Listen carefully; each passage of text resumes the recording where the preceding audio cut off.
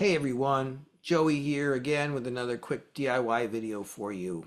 And I'd just like to start out by saying thank you so much for everyone who's been giving me some positive feedback on this and commenting and writing me messages and such. I truly appreciate it. So I'm having fun with making these videos and some of the recent postings I've been doing. And today I want to talk about fear. Not the band Fear, but fear, the four-letter word, as I like to call it. You know, most fear is based in the future, in a future outcome. Fear is the construct of the mind most of the time. Yet it feels so real when we're in it, right? And I'm not talking about fear that's in the moment of, say, a dangerous or a threatening situation. I'm speaking more about the type of fear associated with an outcome, the fear of failure, the fear of loss, fear of being alone, fear of death, fear of dying alone, fear of going broke, fear of becoming homeless, whatever the thing is that we've been known to torture ourselves with from time to time. It's never fun, is it? How about the fear of never attaining a certain level that you desire in your particular field of creativity or expression or career? I've tortured myself with that one on and off over the years. It's never fun. What about fear of change? Fear of changing. It's very common. And both of these things work together in that if you're not willing or brave enough to make the necessary changes to get to the desired level, chances are it may never happen.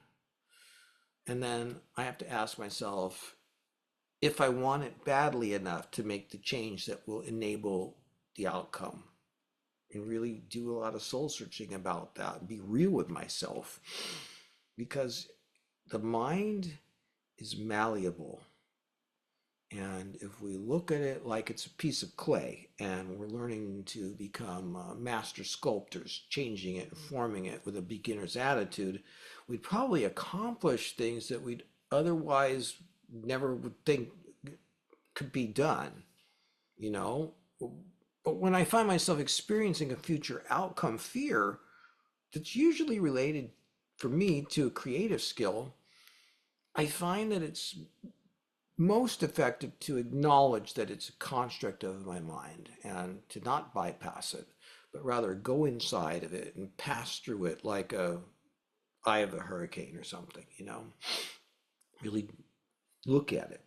So, and then the next step is to figure out what action steps I could take to actually implement the change, because I get a lot of pleasure in discovering and look searching, and finding the remedies for what I'm wanting in up leveling what I do in my creativity and such. But how common is it for a person to actually implement it? I mean, I'm guilty as charged like the best of us when it comes to that, and I'm getting better and better at it. But you got to be real with yourself with this kind of stuff. There's no free out of jail free cards, free tickets, whatever. It's up to you. So, and so often I encounter the phrase baby steps in articles about, behavioral change and self-development, and it makes sense. It makes a lot of sense to start small, not put too much pressure on yourself. But conversely, if you stay in that place too long, you could fall into another type of trap altogether of only dabbling in what you're doing and never really doing the work that's required. And when I say work, I actually prefer to use the word play because it makes everything lighter, and work and play are also four-letter words, aren't they? So ask yourself this. Do you have an actual written structure that you could look at so that you could make an honest assessment of how frequently you're implementing the new change or whatever, or to what depth are you making it? If not, this is also a new habit to implement. It's very wise in that, we can't just keep it stored in our head. Because when you only keep the thing in your head, it's too easy to fool yourself into thinking that you're only, that you're putting in the necessary amount of time. And maybe you're not, but it seems that way. Only when you could see it in some form of a journal or a log will you be able to really know, are you being realistic about things? You know, and it could be equally as challenging for a person with a full-time job or family to put aside time for their basic creativity as it is for someone who has lots of time on their hands, but no real visible structure to anything. For me, without a daily structure, I'll get blown in whatever direction the wind is blowing from one day to the next. If I don't plant my flag and claim certain blocks of time to hone my craft, I'll find myself prioritizing other things like errands and chores and paying bills and just mundane crap, and not have the brain energy later in the day that I want or that I require when I do get to my creative time.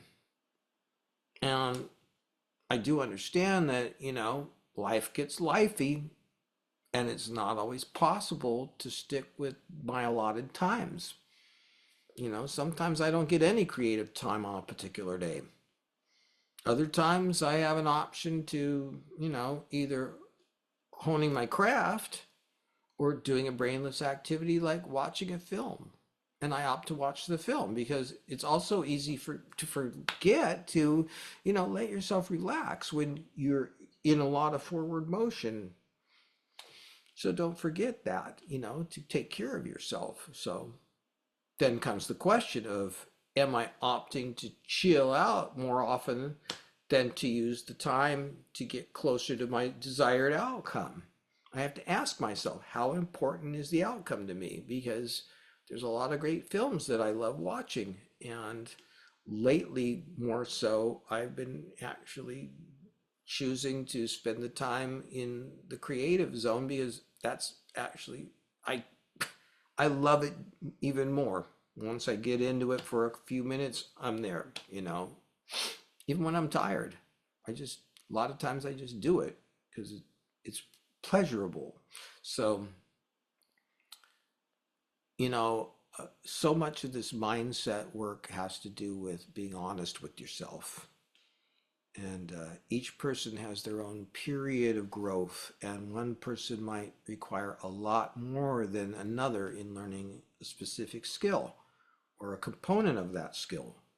So when you find yourself in the moment of fear or concern regarding your creativity or mode of expression, remember that fear is a construct of the mind.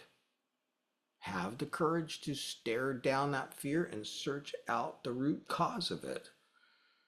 Search for a remedy or someone who can guide you accordingly, whether it be a live mentor or a book or an article or a video or whatever.